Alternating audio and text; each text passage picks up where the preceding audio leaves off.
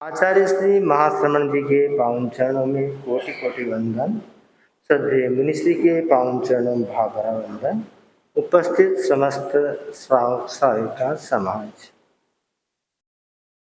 आज से धर्म बोध सप्ताह प्रारंभ होने जा रहा है। धर्म का बोध होना बहुत जरूरी है। जीवन में अगर बोध नहीं है तो जीवन पशु के समान है। जीवन में बोध हो, उसके लिए जरूरी है कि हम जागरूक बने। जहां बोध नहीं होता वहां जीवन खतरे में पड़ सकता है। दो शराबी नाव में बैठ गए और चल पड़े गंगा में। इस किनारे से उस किनारे जाने के लिए थोड़ा सा आगे बढ़े। एक ने देखा कि नाव में छेद है, तो उसने दूसरे से कहा, अरे भाई, नाव में तो छेद है, पानी भर रहा है। दूसरा अपनी मस्ती में बोला, छेद है तो क्या हुआ, नाव अपनी थोड़ी है, किराए की है। अरे नाव तो किराए की है, पर पानी भर जाएगा तो तुम दोनों डूब जाओगे। तो बोध नहीं होता है तो व्यक्ति जीवन को खतरे में डाल देता है। और जहां धर्म बोध की बात होती है, अगर धर्म बोध नहीं होता है तो व्यक्ति बार बार इस 84 लाख जीव योनि में परिभ्रमण करता रहता है। मुक्त होने की दिशा में आगे नहीं बढ़ पाता, दुख मुक्ति की दिशा में आगे नहीं बढ़ पाता। इसलिए धर्म का बोध करना चाहिए। कोई भी व्यक्ति डॉक्टर बनना चाहता है तो उसके लिए उसको पढ़ाई करनी पड़ती है। वकील बनना चाहता है तो उसके लिए पढ़ाई करनी पड़ती है। जानना पड़ता है कि क्या है। अगर जानकारी नहीं हो और किसी अनाड़ी को इंजेक्शन पकड़ा दिया तो वो तो सामने वाले का काम तमाम कर देगा। तो जानकारी होना जरूरी है। तो जीवन व्यवहार में भी बोध जरूरी होता है। तो अध्यात्म की दिशा में आगे जाने वालों के लिए धर्म का बोध होना बहुत जरूरी है। चातुर्मास धर्म बोध का अनमोल अवसर है। चातुर्मास में चारित्रात्माएं प्रवचन देती हैं, तो उनके प्रवचनों से धर्म का बोध ग्रहण करने का प्रयत्न करें। कुछ श्रोता ऐसे होते हैं जो इस कान से सुनते हैं, उस कान से निकाल देते हैं। मूर्तिकार राजा के सामने 2 मूर्तियां लेकर आया और राजा को बताया कि इसमें एक मूर्ति है, उसका मूल्य 100 रुपये है और दूसरी मूर्ति का मूल्य लाख रुपए है। राजा ने पूछा, दोनों तो दिखने में समान दिख रही है, इसमें क्या विशेषता है और इसमें क्या विशेषता नहीं है जिसके कारण मूल्य का इतना बड़ा अंतर है। मूर्तिकार ने एक सलाई मंगाई और एक मूर्ति के कान में सलाई डाली। वह इधर से डाली, उधर से निकल गई। दूसरी मूर्ति के कान में सलाई डाली, वह कान से डाली, वह भीतर उतर गई, बाहर नहीं निकली। तब मूर्तिकार ने कहा कि महाराज, जिस मूर्ति में सलाई इस कान से उस कान आर पार निकल गई, मतलब वो ऐसा श्रोता है, इस कान से सुनता है, उस कान से निकाल देता है, उसके जीवन में सुनने का कोई असर नहीं होता है। तो उसका मूल्य 100 रुपए के समान है, इस मूर्ति का मूल्य 100 रुपए के समान है। और दूसरी मूर्ति में कान में सलाई डाली, भीतर उतर गई, मतलब ये श्रोता ऐसा है, सुनता है और अपने भीतर उतार लेता है, हृदयंगम कर लेता है, धारण कर लेता है। तो ये मूर्ति लाख रुपए की है। अर्थात जो सुनकर के धारण करता है, ग्रहण करता है, हृदयंगम करता है, वह व्यक्ति मूल्यवान है, वह वस्तु मूल्यवान है। तो श्रोता, सुनने वाला, अगर धारण करने वाला अच्छे से सुने और ग्रहण करे तो उनका सुनना सार्थक है, नहीं तो सुनना भी निरर्थक है। अर्थ क्या हुआ सुनने का? जब कुछ धारण नहीं कर सके, कुछ प्राप्त नहीं कर सके, तो फिर सुनने का कोई अर्थ नहीं रह जाता है। तो सबसे पहले धर्म बोध हमें सुनने से प्राप्त होता है। तो सुनना सीखे। हमारे यहाँ बोलना सिखाया जाता है। बच्चा छोटा होता है, 1.5 साल का हो जाता है, उसको बोलना सिखाया जाता है। बोल बोल बोल। घर में मम्मी बोलना सिखाती है, दादी बोलना सिखाती है। स्कूल में जाता है तो टीचर बोलना सिखाती है, बोलो बोलो। जहां जाता है बोलना सिखाया जाता है, पर सुनना नहीं सिखाया जाता। यही सबसे बड़ी विडंबना है, सबसे बड़ी समस्या है। तो बोलना सिखाने से पहले सुनना सिखाओ। अरे भाई सुनो, पहले बोलना सिखा देते हैं, फिर बड़े होने के बाद कहते हैं कि बच्चे हमारी सुनते नहीं। अरे सुनना सिखाए ही नहीं तो कैसे सुनेंगे? पहले सुनना सिखाओ, भी सुनो। और जब सुनना सीखेंगे तो धीरे धीरे बोलना अपने आप सीख लेंगे। पर सुनना नहीं सिखाया जाता, सिर्फ बोलना सिखाया जाता है, तो आगे चलकर वो समस्या बन जाती है। तो बोलना सीखने से पहले सुनना सीखिए। हम सुने, क्या कहा जा रहा है उसे सुनने का प्रयास करें। अगर सही ढंग से सुनेंगे, सम्यक ढंग से सुनेंगे, तो हमें धर्म का बोध हो सकेगा। और सुनना नहीं आया तो धर्म का बोध कैसे होगा? अभी भी बहुत लोगों को सुनने के प्रति रुचि तो है कि महाराज के यहाँ जाएं, व्याख्यान सुने, परंतु सुनने के प्रति तीव्र तड़प नहीं है, तीव्र जिज्ञासा नहीं है, तीव्र लगन नहीं है।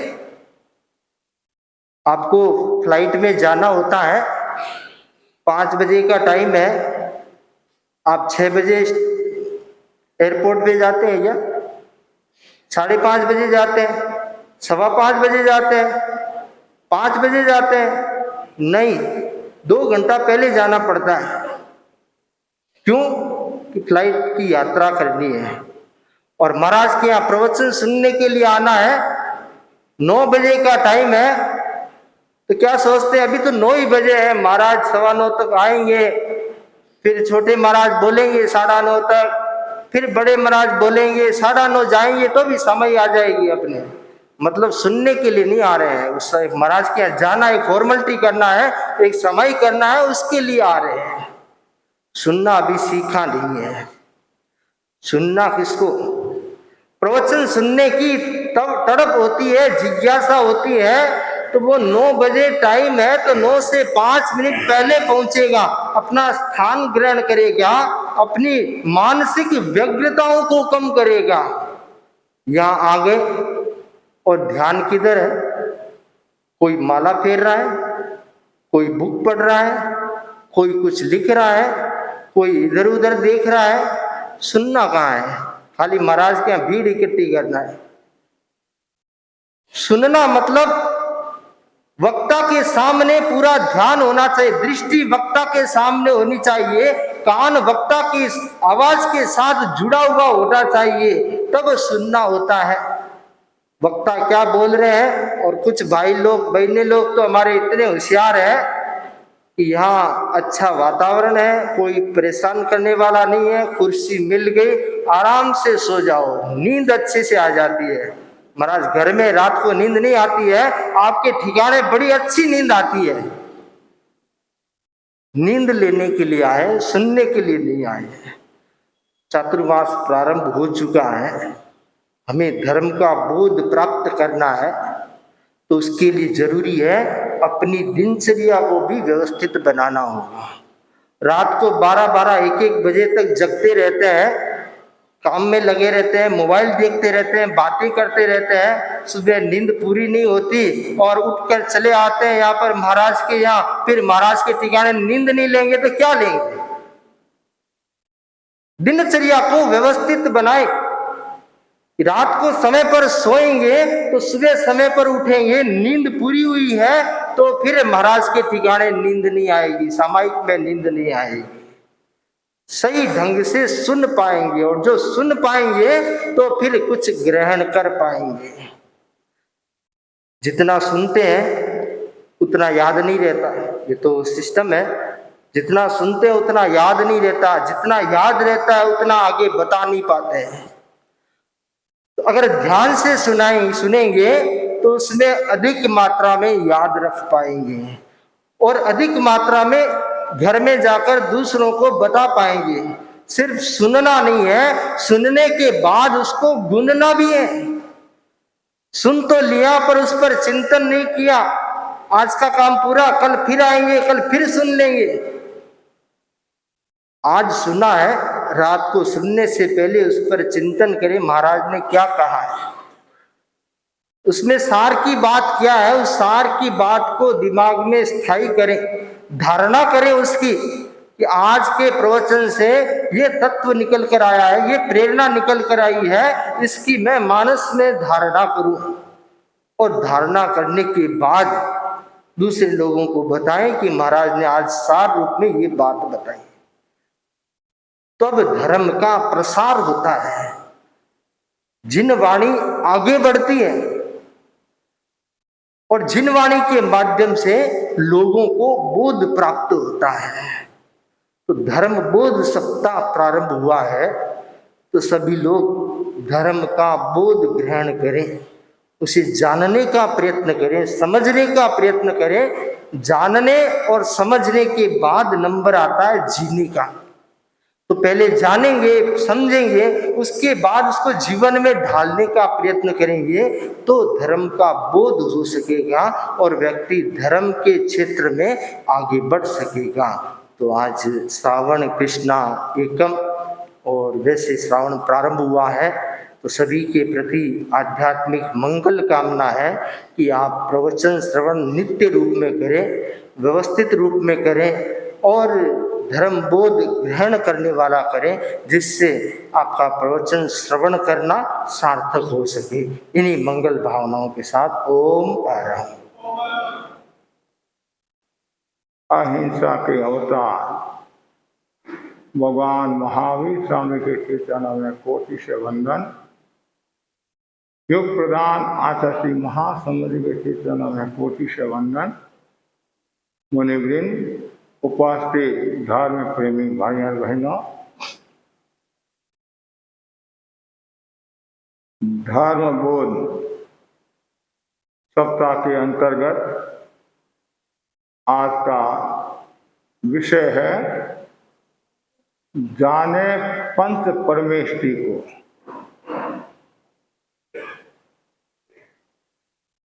अध्यात्म के आचार्यों ने बहुत महत्वपूर्ण गाथाएं बताई है। जे के वी गया मुक्कम गच्छन्ति ये केई कम मल मुक्का ते सव्वे विये जानसु जिन नवकार पहा वेण जिन शासनस्य सारो 14 पुवाण जो समुद्धारो जस मणे नवकारो संसारो तस् किंकुणई।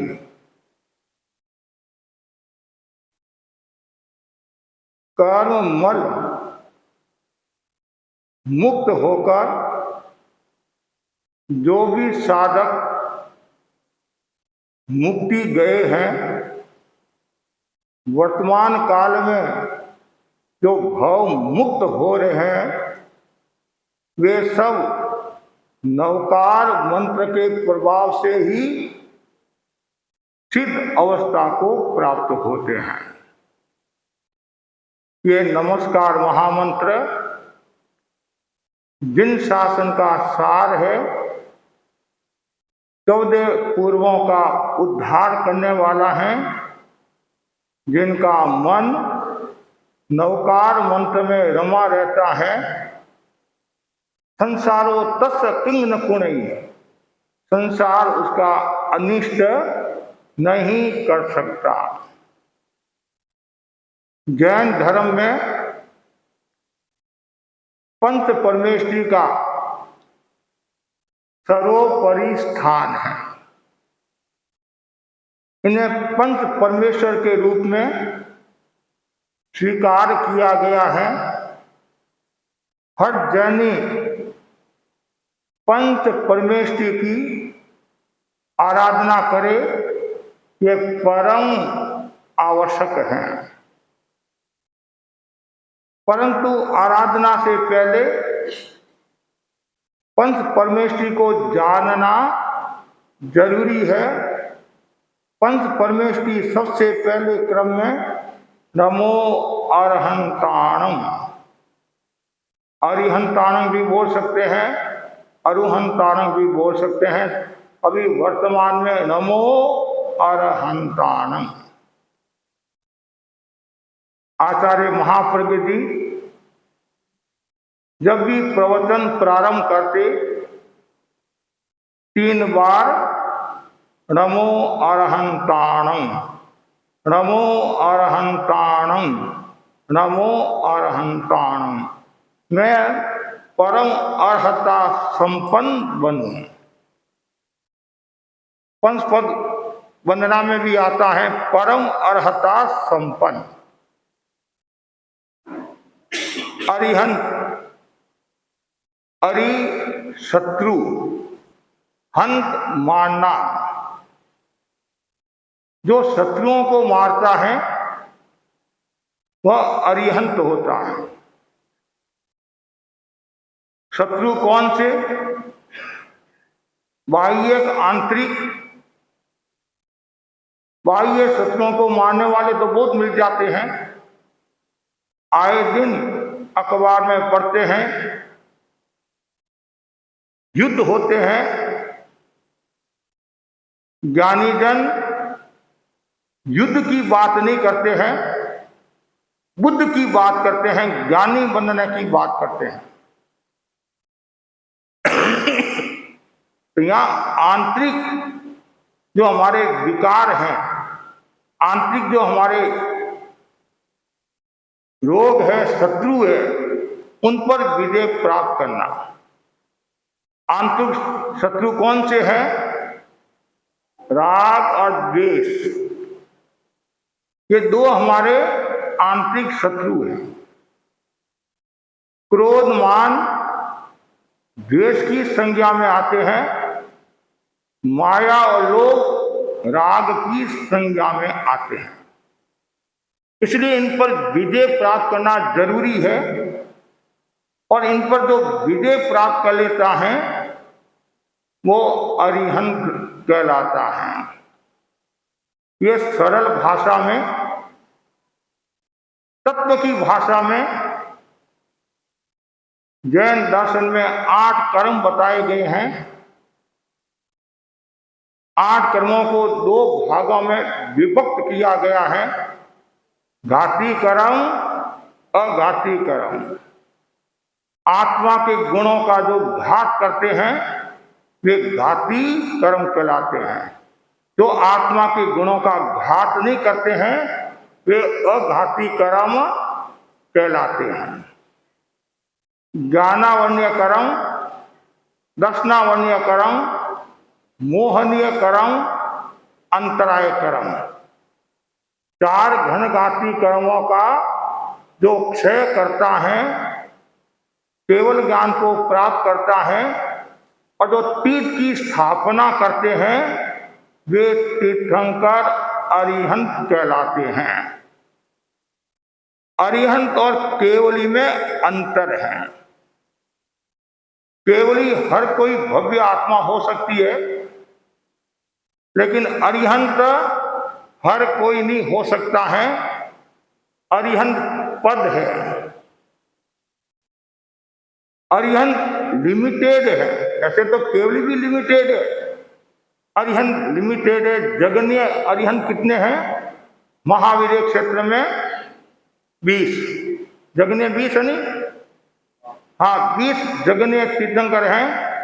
और ऐसे यदि विस्तार से समझाए तो एक महाविद्य में 4, दूसरी महाविद्य में 8 और तीसरी महाविद्य में 8, 20 हो गए नहीं। 3 महाविद्य है, जम्बूद्वीप की महाविद्य, धारती खंड की महाविद्य, अर्ध पुष्कर की महाविद्य। तो 4, 8, 8, तो जगन्य कितने हो गए? 20। उत्कृष्ट में 160, 32 विजय है। उस हिसाब से 160 कैसे हुए? 32 पंजा 160। उत्कृष्ट में 160 तीर्थंकर भगवान हो सकते हैं। और ऐसे भरत और ऐरावत की अपेक्षा से उत्कृष्ट में 170 तीर्थंकर हो सकते हैं। अजितनाथ भगवान के समय 170 तीर्थंकर हुए थे। अरिहंत भगवान जहां कहीं भी विचरण करते हैं, उनका इतना अतिशय होता है, इतना प्रभाव होता है, जिनके कारण कोई भी प्रकार का रोग नहीं होता है। आज तो चारों ओर रोग ही रोग है। रात को सोए स्वस्थ अवस्था में और सुबह उठे लकवा हो गया, हार्ट अटैक आ गया, कैंसर हो गया, बुखार आ गया। और जहां तीर्थंकरों की सन्निधि होती है, उनका इतना प्रभाव होता है, वहां कोई भी प्रकार का रोग नहीं होता है। अरिहंत प्रकाश करने वाले होते हैं। एक बाह्य प्रकाश, एक आंतरिक प्रकाश। तीर्थंकर भगवान आंतरिक प्रकाश करने वाले होते हैं, अर्थात ज्ञान के द्वारा लोगों को प्रकाशित करते हैं। उनके पास में केवल ज्ञान और केवल दर्शन होते हैं। दो होते हैं नहीं, केवल ज्ञान, केवल दर्शन। सामान्य व्यक्ति के पास मति ज्ञान, श्रुत ज्ञान, और तीर्थंकर भगवान के पास में केवल ज्ञान होता है। सूर्य प्रकाश देता बाह्य, तो वो भी एक लिमिट है। जैसे सूर्यास्त होता है, अंधकार प्रारंभ। तीर्थंकर भगवान 24 घंटे ही लोगों को प्रकाशित करते हैं। उनके ज्ञान से अनंता अनंता जीव आत्मा का उत्थान करते हैं, और उनकी परिषद में भव्य आत्मा ही आती है, अभव्य आत्मा नहीं आती है। इस अवसरपणी काल में भरत क्षेत्र में 24 तीर्थंकर हुए। इस अवसरपणी काल में वर्तमान में 24 तीर्थंकर क्यों होते हैं? 25 क्यों नहीं? मेरा भी एक प्रश्न है। 24 घंटे ही क्यों होते हैं, 25 घंटे क्यों नहीं होते हैं? ये एक नियम है। एक समय में जो समय निर्धारित है उस निर्धारित समय में इतने ही तीर्थंकर होते हैं। जैसे तारा नियत होते हैं, ग्रह नक्षत्र नियत होते हैं, उसी प्रकार तीर्थंकर 24 नियत होते हैं। तीर्थंकर 34 अतिशय से संपन्न होते हैं और 35 वचनातिशय से युक्त होते हैं। उनकी जबरदस्त पुण्याई होती है, उनका एक अलग प्रभाव होता है। 63 शलाका पुरुष में उनका पहला स्थान है। तो इस तीर्थंकर भगवान किसी भी श्रोता का इंतजार नहीं करते हैं उपदेश देने के लिए। हम तो इंतजार करते हैं 3 श्रावक आए, साध्वियां हैं तो 3 श्राविका आए, लेकिन तीर्थंकर भगवान किसी श्रोता का इंतजार नहीं करते हैं। जिनको सुनना है वो आ जाते हैं। और तीर्थंकर भगवान की सभा में हिंसक अहिंसक दोनों प्रकार के प्राणी आते हैं। 12 परिषद आती है और जैसे ही वहां आते हैं सबका मन शांत प्रशांत हो जाता है। वैर वृत्ति को भूलकर केवल देशना सुनते हैं, धर्म देशना सुनते हैं। तो तीर्थंकर भगवान अपनी देशना के द्वारा हजारों लोगों को, लाखों लोगों को प्रभावित करते हैं, आलोकित करते हैं और उनको दीक्षा देकर उनकी आत्मा का कल्याण करते हैं। और जो केवली भगवान होते हैं वो जगन्य 2 करोड़ और उत्कृष्ट में 9 करोड़ होते हैं। केवली भगवान की सभा में दूसरे जीव भी आ सकते हैं भवि के अलावा।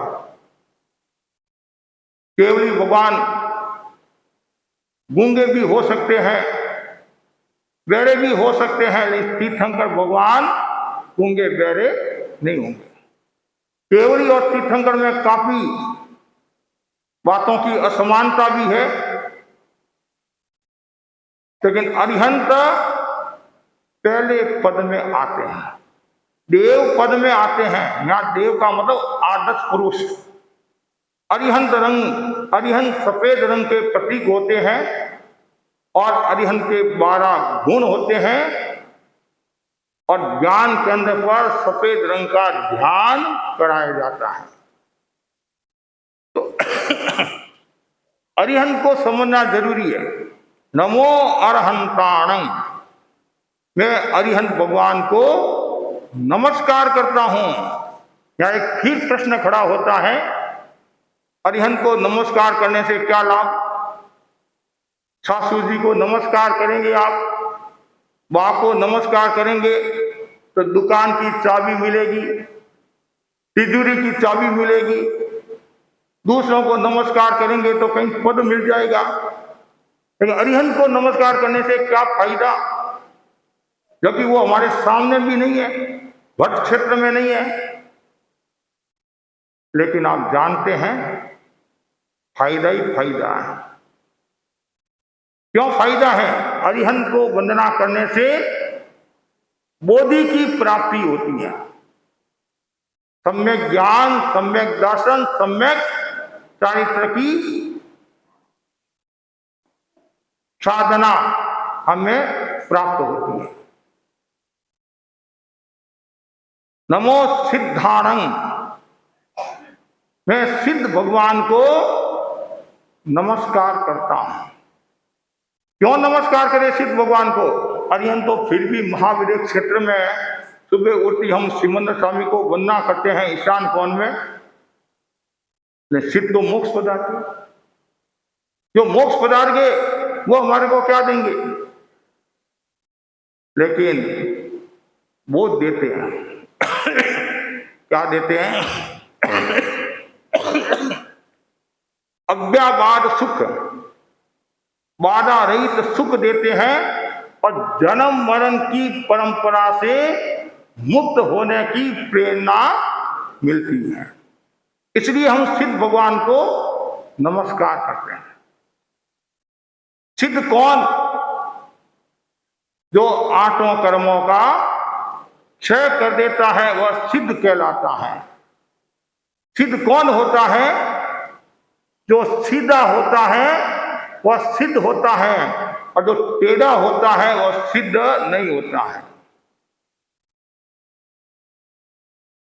कोई ने सब्जी बनाती है और देखती है और क्या बोलती है? सीज गई। कहने सब्जी निष्पन्न होगी, सीज गई, तो वैसी कर्म सीज गए, अर्थात वो कर्म वापिस पैदा नहीं होंगे। जैसे सब्जी बन गई और उसमें जीव पैदा नहीं होते हैं, उसी प्रकार जो कर्म से मुक्त हो गया वो वापिस संसार में नहीं आएगा। और आचार्य हेमचंद्र ने बहुत सुंदर बात कही है, जिस प्रकार बीज नष्ट होने के बाद पैदा नहीं होता है, उसी प्रकार कर्म नष्ट होने के बाद में जीव वापिस संसार में नहीं आता है। अन्य संप्रदाय वाले क्या कहते हैं? भगवान अवतार लेते हैं, भगवान की प्राण प्रतिष्ठा होती है। जो कहते हैं वो एक प्रकार से अज्ञानी हैं और जैन दर्शन को खंडित करे। वो खुद तो कहते हैं जो संसार से मुक्त हो गए हैं वापिस संसार में नहीं आते हैं, तो फिर भगवान की प्राण प्रतिष्ठा कैसे होती है? इतना तो आप जानते हैं, अजीव कभी जीव होता नहीं है, जीव कभी अजीव होता नहीं है। जो मृत्यु को प्राप्त हो गया उसमें कैसे प्राण प्रतिष्ठा करोगे? अब भगवान की बात छोड़ो, कोई आचार्य का स्वर्गवास हो गया, कल उसमें तो प्राण डालो, उसको तो जीवित करो, लेकिन ऐसा कभी नहीं होता है। लेकिन ये जो प्राण प्रतिष्ठा की जो बात है, ये जो सिद्धों के जो अधिष्ठायक जो देव होते हैं, तीर्थंकरों के जो अधिष्ठायक जो देव होते हैं, उनकी प्राण प्रतिष्ठा तो हो सकती है, मंत्र शक्ति के द्वारा उनको बुला सकते हैं। ये भी कोई जरूरी नहीं है भाटे भाटे देव, आजकल देव भी बहुत जल्दी आ जाते हैं। और ऐसा सुनने में आया है एक तरह का ये प्रोफेशनल बिजनेस हो गया है, लाखों रुपया कमा रहे हैं। अरे आत्मा पर विश्वास रखो, देव गुरु धर्म पर विश्वास रखो, कर्म पर विश्वास रखो, ये बहुत जरूरी है। तो सिद्ध जो हो गए हैं वो वापिस संसार में नहीं आएंगे। सिद्ध का बहुत बड़ा मूल्य है। ऐसे सिद्ध के कोई प्रकार नहीं होता है, लेकिन पूर्व अवस्था के अनुसार 15 भेद बताए गए हैं। 15 भेदों से जीव सिद्ध हो सकता है। तीर्थ सिद्ध, अतीर्थ सिद्ध, तीर्थंकर सिद्ध, अतीर्थंकर सिद्ध आदि 15। एक सिद्ध भी हो सकते हैं, अनेक भी हो सकते हैं, स्त्री भी सिद्ध हो सकती है, पुरुष भी सिद्ध हो सकता है, नपुंसक भी हो सकता है, अन्य लिंग भी हो सकते हैं, स्वयं बुद्ध और बुद्ध बोधित प्रत्येक बुद्ध भी हो सकते हैं। सिद्ध के 8 गुण हैं। एक एक कर्म क्षय हुआ, एक एक गुण प्रकट हुआ। सिद्ध लाल रंग के प्रतीक होते हैं, देव पद में आते हैं और दर्शन केंद्र पर उनका ध्यान कराया जाता है। जैसे अरिहंत के 7 अक्षर हैं, सिद्ध के 5 अक्षर हैं।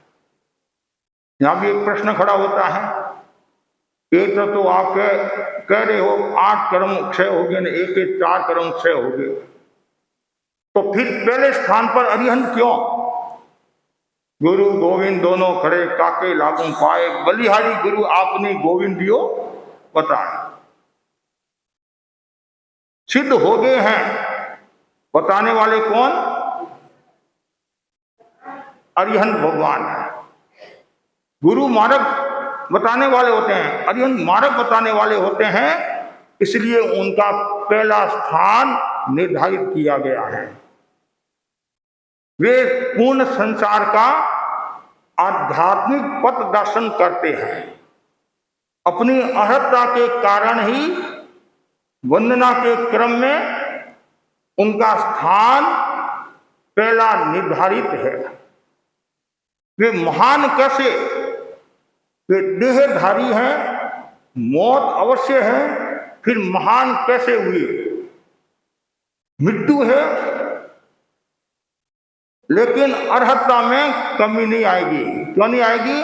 उनके पास में केवल ज्ञान, केवल दर्शन है। देह मुक्ति में उनकी संसार मुक्ति भी हो जाती है और उनकी साधना कृत कारक हो जाती है, ऐसा गुरुदेव तुलसी ने लिखा है। एक एक तीर्थंकर के पीछे महाविद्या में गृहवास में कितने तीर्थंकर हैं? एक एक तीर्थंकर के पीछे वहां 20 विद्यमान है, एक तीर्थंकर के पीछे 83 तीर्थंकर वहां है गृहवास में। क्यों? आयुष्य कितना है? 84 लाख पूर्व का है, तो एक एक तीर्थंकर, और ऐसे 83 इंटू 20 कितने हुए?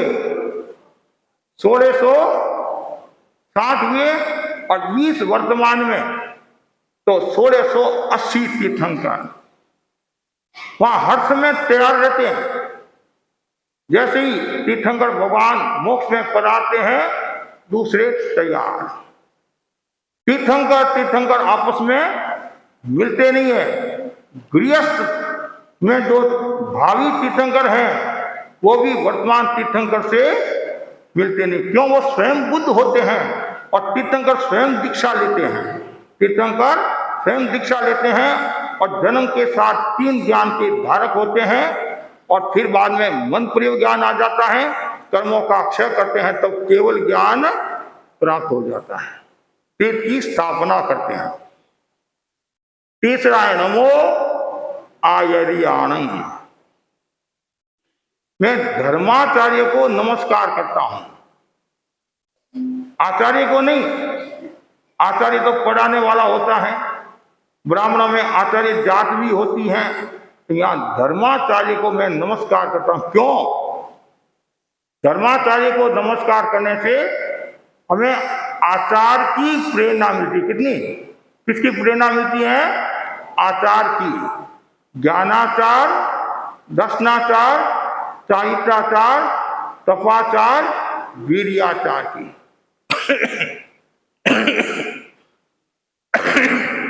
आचार्य निष्पक्ष होते हैं, तीसरे पद में आते हैं। उनके लिए शब्द आता है मध्यस्थ होते हैं। 2 पद ऊपर, 2 पद नीचे, बीच में कौन है? आचार्य।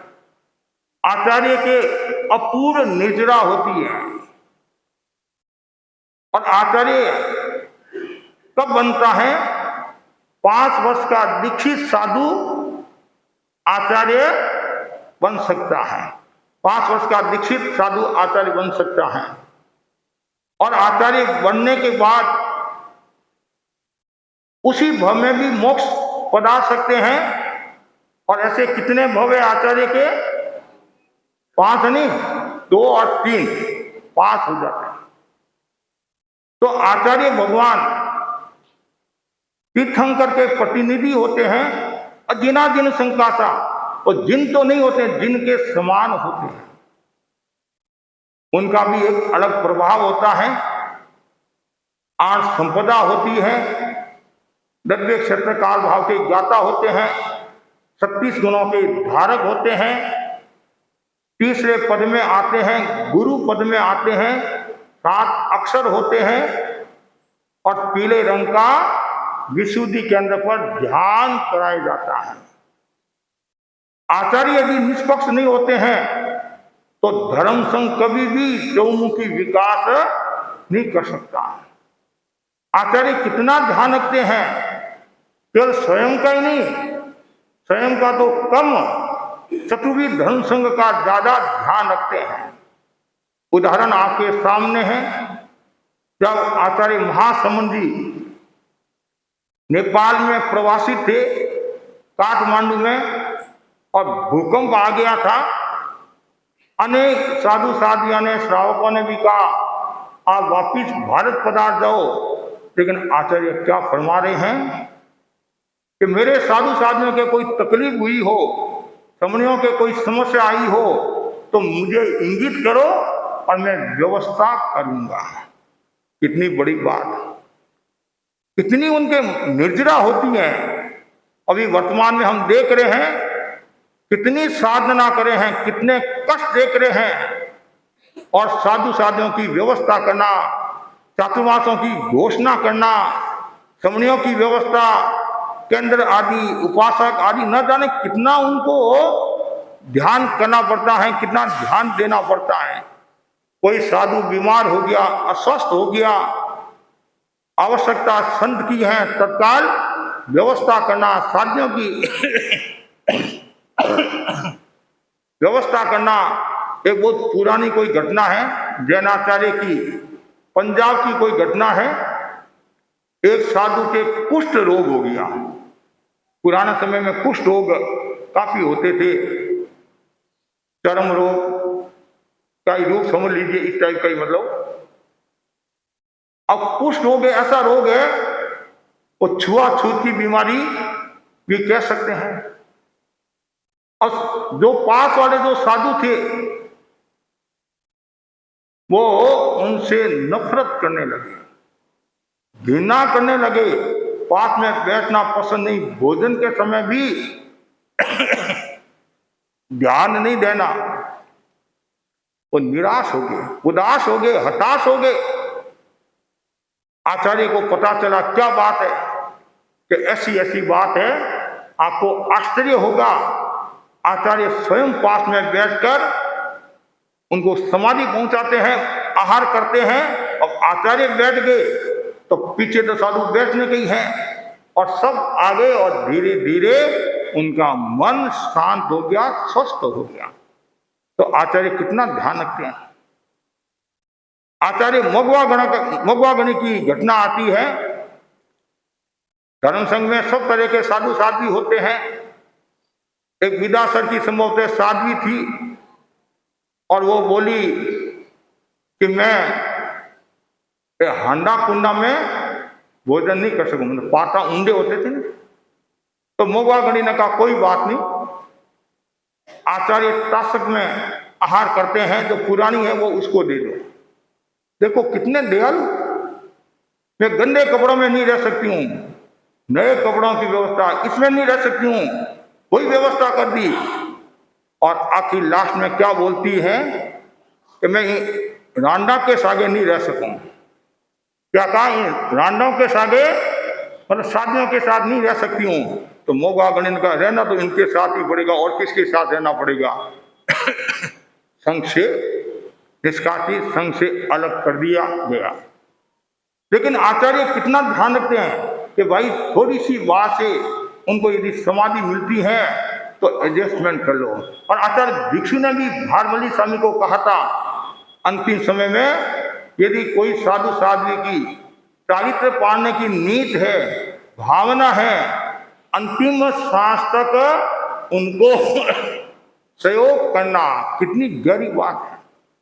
तो आचार्य का बहुत बड़ा महत्व है। और यहाँ एक प्रश्न और खड़ा होता है, पुरुष ही आचार्य क्यों बनता है, साध्वी क्यों नहीं बनती है? ऐसी बात नहीं, साध्वी भी आचार्य बन सकती हैं, तो कभी बनी तो नहीं। कभी बनी तो नहीं तेरापन धर्म संघ में, लेकिन आप जानते हैं उसके कुछ नियम हैं। पहली बात तो यह है, धर्म संघ में कोई साधु आचार्य के लायक नहीं है। उस स्थिति में कम से कम 60 वर्ष की दीक्षित साध्वी, कितनी, 60 वर्ष की दीक्षित साध्वी आचार्य बन सकती है। और जब धर्म संघ में योग्य साधु हो जाए, आचार्य के लायक हो जाए, तो उनको इस्तीफा देना पड़ता है। ऐसे उपाध्याय भी बन सकती हैं 30 वर्ष की दीक्षित। तो भगवान कितने दूरदर्शी थे, वो तो केवल ज्ञानी थे, उनके पास तो सब कुछ था, वो सब जानते थे। लेकिन आचार्य का एक अपना अलग मूल्य होता है। पुरुष प्रधान संस्कृति रही है, और प्रशासन के क्षेत्र में कुछ बातें जो पुरुष में होती हैं वो स्त्री में नहीं होती हैं। नमो उपाध्यायाणं, मैं उपाध्याय भगवान को नमस्कार करता हूं। आचार्य संक्षिप्त में देशना देते हैं और उपाध्याय विस्तार, प्रोफेसर का काम करते हैं। जैसे प्रोफेसर विस्तार के साथ बताता है, उपाध्याय भी विस्तार के साथ बताते हैं।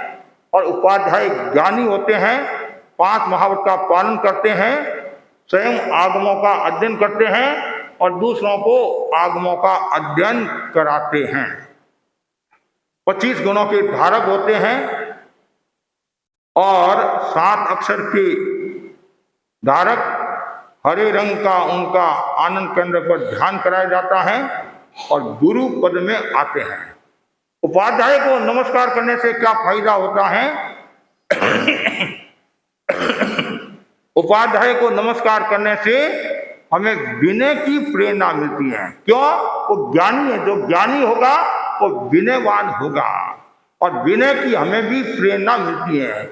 और जो झुकता है उसको सब कुछ मिल जाता है, और जो अकड़न में रहता है वह सब कुछ गंवा देता है। कितना सुंदर कहा है, तो झुकता है उसको सब कुछ मिल जाता है, और जो अकड़न में रहता है वह सब कुछ गंवा देता है। कहा भी गया है, झुकता वही है जिसमें कुछ जान है, अकड़पन तो खास मुर्दे की पहचान है। जो झुकेगा वह पाएगा। न में सो आंबा आमली, न में सो दारम डाक, एरन बिचारा क्या न में जाकी ओछी जात। तो ओछी जात वाला कभी झुकने वाला नहीं है। एक माँ बहुत सुंदर बात बताई गई है, आचार्य उपाध्याय के बिना रह नहीं सकते हैं, और उपाध्याय आचार्य का सारे काम करते हैं, कार्य को संपादित करते हैं। तो तेरापन धर्म संघ में उपाध्याय तो कोई है ही नहीं, तो फिर आचार्य को रहना कैसे कल्पता है? आचार्य भिक्षु ने ये सब व्यवस्थाएं आचार्य में समाहित कर दी। 7 पद है, आचार्य उपाध्याय हैं, आचार्य गणी है, आचार्य गणाव छेदक है, प्रवर्तक है, स्थविर है, उसमें सब समाहित कर ली। इसलिए आचार्य को रहना कल्पता है। आचार्य और उपाध्याय में एक शब्द का अंतर क्या है? आचार्य दीक्षा दाता होते हैं और उपाध्याय शिक्षा दाता होते हैं। जैसे अरिहंत सकर्मा होते हैं, सशरीरी होते हैं, सिद्ध अशरीरी होते हैं। फिर नमो लोए सर्व साहूणम, लोक में जितने भी साधु साध्वी हैं, लोक का एक अर्थ अढ़ाई दीप 15 क्षेत्र और एक केवली समुद्र घाट की अपेक्षा से भी हम कह सकते हैं। तो जो शुद्ध साधु हैं, भगवान की आज्ञा में हैं, 5 महावत का पालन करते हैं, जगनीय कितने हैं? 2000 करोड़, और उत्कृष्ट में कितने हैं? 9000 करोड़। शुद्ध साधु साधियों को मैं नमस्कार करता हूं। साधुओं को नमस्कार करने से क्या फायदा होता है? कभी कभी कहते महाराज हम वंदना आपको करते हैं, आप तो जय ही नहीं कहते हैं, फिर क्यों वंदना करें हम? 200-300 रुपया खर्चा करके आते हैं अब बात ही नहीं करते हैं, दे ही नहीं कहते, क्यों आएंगे हम? और जहाँ हमारे को मिलता है वहाँ चले जाएंगे हम। कभी कभी ऐसा सुनने में आता है कि महाराज आपसे वो ज्यादा अच्छा व्याख्यान देते हैं अन्य संप्रदाय वाले, इसलिए हम वहां जाते हैं। और कभी कभी क्या कहते हैं महाराज, वहां से यहाँ आने में 300 रुपये लगते हैं, वो मेरे घर के पास ही है, वही तो भगवान की वाणी सुनाते हैं, और वहां चले जाते हैं। तो मैं वापिस जवाब देता हूं, तुम्हारा पीर सिलीगुड़ी है और तुम्हारा काका का घर जो है तुम्हारे पास में है। कहाँ जाएगी भाई? सिलीगुड़ी जाएगी। फिर कहते हैं वो महाराज वो सुंदर व्याख्यान देते हैं, देखो तुम्हारा देवर गोरा है और पति काला है, काम कौन आएगा? वो पति है वही काम आएगा, देवर कितना ही गोरा है काम नहीं आएगा। हमारे को कुछ बोलना आता भी नहीं आता है, लेकिन काम हम ही आएंगे, दूसरा कोई नहीं आएगा। और जो भटकते हैं वो लटकता है, खटकता है, उसका कोई मूल्य नहीं है। पास में कुछ भी हो, कितने बड़े प्रभावशाली हो, वास्तु शास्त्र के जानकार हो, हस्तरेखा को जानने वाले हो, ज्योतिष के जानकार हो, लेकिन बाप बाप रहेगा और काका काका रहेगा। और जो भटकता है और एक बार नजर में आ गया, फिर उसकी इज्जत कम हो जाएगी। गुरुदेव ने कृपा कराई है और हम यहाँ आए हैं आपको संभालने के लिए, और आप यहाँ हमारे को छोड़कर दूसरी जगह यदि भटकते हैं तो एक प्रश्न चिन्ह, आप जैन तेरापंथी है या नहीं, कभी भी मन में आना भी नहीं चाहिए। क्यों आए? हमारे गुरु यहाँ हैं, उनके प्रतिनिधि यहाँ हैं, परंपरा वाले यहाँ हैं, तो फिर हम दूसरी जगह क्यों भटके? कभी भी मन में नहीं आना चाहिए। साधु साधियों की सेवा करो, शुद्ध साधु साध्वी जो आचार्य की आज्ञा में है, वो हमारे आदरणीय मुनि पंच परमेश्वरी के 5 पद में आते हैं, उनको वंदना करते हैं। साधु को वंदना करने से आचार और विनय की प्रेरणा मिलती है, इसलिए हम उनको वंदना करते हैं। आचार विनय दो क्यों? आचार्य उपाध्याय दोनों के प्रतिनिधि कौन होते हैं? साधु होते हैं। वो 9 अक्षरों के धारक, 27 गुण हो गए, उपाध्याय के 25, साधु के 27, और नीले रंग का नाभि के नीचे स्वास्थ्य केंद्र पर ध्यान कराया जाता है, और 9 अक्षर हैं, तो 5 पद और 35 अक्षर हो गए। और पंच परमेश्वरी के 108 गुण होने के कारण माला के मन के 108 है। और नमस्कार महामंत्र का जो टेलीफोन नंबर है वो 75779 है, 75779 है, कोड नंबर 05 है। और नमस्कार महामंत्र का मोबाइल जो नंबर है 1208362527। मोबाइल में 10 अंक है, तो यहाँ ये गुणों के आधार पर, और टेलीफोन में 5 अंक आए थे, वो 5 पद और 35 अक्षर। और नमस्कार महामंत्र का बहुत बड़ा प्रभाव है, तो जाने पंच परमेश्वरी को, और इनको समझना जरूरी है। और इनको जो समझ लेता है फिर वो कहीं भटकता नहीं है। कल भी मैंने नौका मंत्र के बारे में कई घटना और संक्षिप्त में और ऐसे भी बताई थी, समय पूरा हो गया है, इसलिए मैं अब आज इतना ही बताना चाहूँगा। जाने पंच परमेश्वरी को मैंने बताने की कोशिश की है, और सब और जानने की कोशिश करें, इसी आशा के साथ। ओ